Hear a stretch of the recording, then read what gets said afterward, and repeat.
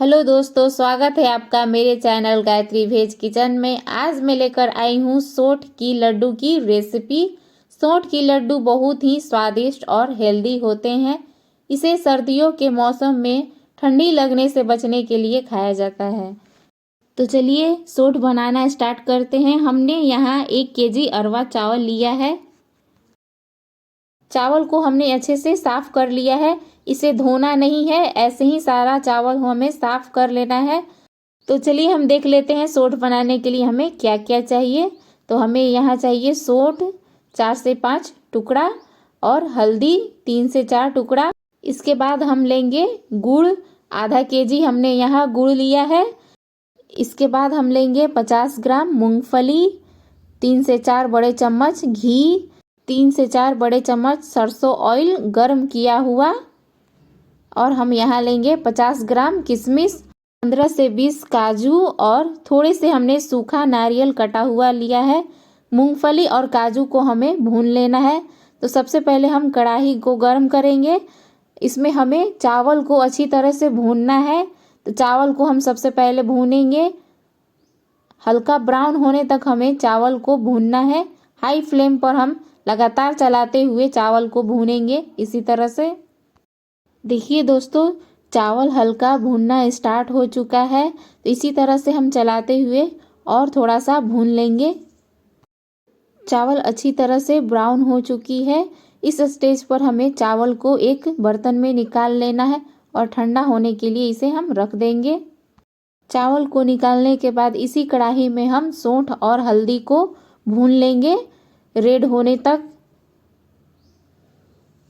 सौंठ और हल्दी को हमने अच्छी तरह से भून लिया है। इसे हम एक प्लेट में निकाल लेंगे। इसके बाद इसमें हम डालेंगे मूंगफली के दाने, और इसको हमें जैसे आप चटनी के लिए भूनते हैं ना मूंगफली, उसी तरह से इसे भी हमें भून लेना है। मूंगफली को हमने भून लिया है, इसे हम निकाल लेंगे। इसके बाद हमें इसी कढ़ाई में काजू को डाल लेंगे और थोड़ा सा इसमें हम घी डाल देंगे और इसे भी हमें भून लेना है। काजू भी हमारा अच्छी तरह से भून गया है। जो हमने सौंठ और हल्दी को भूना था उसे हमने ओखली में कूट लिया है और काजू को हम कट कर लेंगे। तो यहाँ हमने काजू को भी कट कर लिया है। बादाम को भी हमने अच्छी तरह से इसका छिलका निकाल कर 2 टुकड़ों में कर लिया है।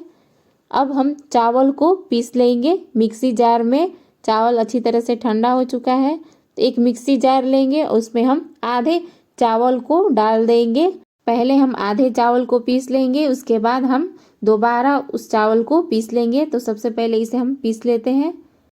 चावल को हम पीस लिए हैं। इसे हम छलनी में डालकर इसको छान लेंगे।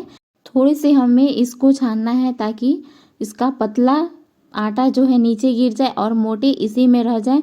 जो इसमें बचेगा मोटे दाने, इसको हमें फिर से मिक्सी में डालकर पीस लेना है। इस तरह से हमें चावल को पीसना है। हमें एकदम महीन से थोड़ा सा दरदरा हमें पीसना है इस तरह से। तो चलिए हम बाकी चावल को भी पीस लेते हैं। इसमें हम चावल फिर से जो बचे थे बाकी का उसको डाल लिए हैं, और सौंठ और हल्दी को जो कूटे थे उसको भी हम डालकर इसी में पीस लेंगे और इसको हम फिर से चाल लेंगे पीसने के बाद। तो हमने अच्छी तरह से पीस लिया है और चाल भी लिया है इसको। सारे चावल को हमने पीसकर तैयार कर लिया है। इसी तरह से आप भी पीसें। तो चलिए इसमें हम डाल देते हैं घी, जो हमने पिघला लिया है घी को अच्छे से गर्म करके। इसके बाद इसमें हम ऑयल डालेंगे, सरसों ऑयल। ऑयल और घी को हमें अच्छे से चावल के आटे में मिक्स कर लेना है इस तरह से। सारे ऑयल और घी को हमने चावल में अच्छे से मिक्स कर लिया है। इसके बाद इसमें हम सारे ड्राई फ्रूट्स डाल देंगे। ड्राई फ्रूट्स डालने के बाद इसे हमें आटे में मिक्स कर लेना है। ड्राई फ्रूट्स को हमने अच्छे तरीके से मिक्स कर लिया है। इधर हम कढ़ाई लेंगे, इसमें हम 1 गिलास पानी डालेंगे। इस गिलास से हमने 1 गिलास पानी डाला है और सारे गुड़ को हम डाल देंगे। इसे हमें उबालना है, थोड़ा सा चिपचिपा होने तक इसे हमें उबालना है। कम से कम हमें इसे 10 मिनट तक उबालना है हाई फ्लेम पर। ज़्यादा ना उबालें, नहीं तो लड्डू हार्ड बन जाएंगे। तो हमने अच्छी तरह से उबाल लिया है। सारे गुड़ के रस को हम इस तरह से थोड़े थोड़े करके छलनी में छान कर डालेंगे। ताकि जो भी कचरा हो वो छलनी में रह जाए। आधे गुड़ के रस को हमने डाल लिया है। इसे इस तरह से मिला लें। मिलाने के बाद अगर गुड़ कम पड़े तो हम इसमें डालेंगे। बाकी बचे गुड़ के रस को हम सारा इसमें डाल लेंगे अभी।